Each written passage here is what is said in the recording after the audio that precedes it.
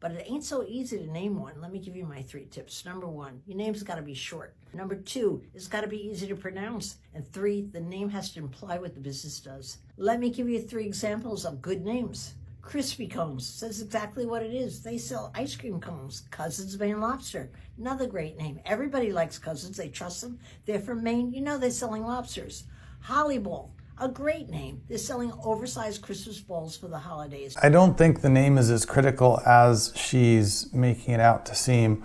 I'm also not sure that I would have known what Holly Ball does right off the bat. I guess if I thought about it for a minute, Holly Ball, maybe if I saw it spelled, I would think of holly like the decoration ball, Christmas balls. Maybe I'd put that together. I don't know, that's immediately obvious though.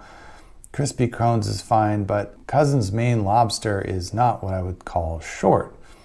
So, I mean, yes, general advice, it's helpful to have a business name that is descriptive of what it is, but you can also use a tagline for that. So I can think of some names like Google, Xerox, Oracle. Those don't necessarily tell you anything about what those businesses do. With a tagline or a little more information, you can pretty clearly establish what they're about, and those names stick. They make good brands. So I don't think it has to be descriptive.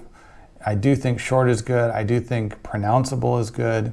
And I do think there's only one good way to spell it, one obvious way to spell it. That's helpful. So again, Holly Ball kind of falls down there. I think they spelled it HOLIBALL, but it could have been HOLLY or HOLLI or HOLLEE. That one I think kind of fails the test on a few different metrics. I think easy to spell, easy to pronounce, short, and ideally with the .com available. If that's gotten a lot harder these days. Most of the .coms either somebody's using or somebody's at least sitting on and hoping to sell to you. And .com is not as dominant as it used to be, but it's still pretty much the default for website names. And obviously, or maybe not obviously, but also important, is not already being used by someone else.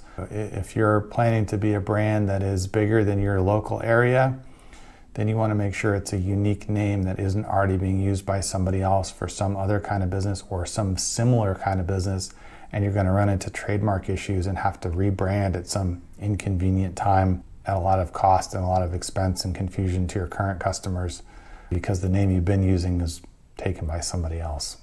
I generally like Barbara. I think she has reasonably good advice a lot of times, but obviously I have a few different opinions on this one than what she came up with.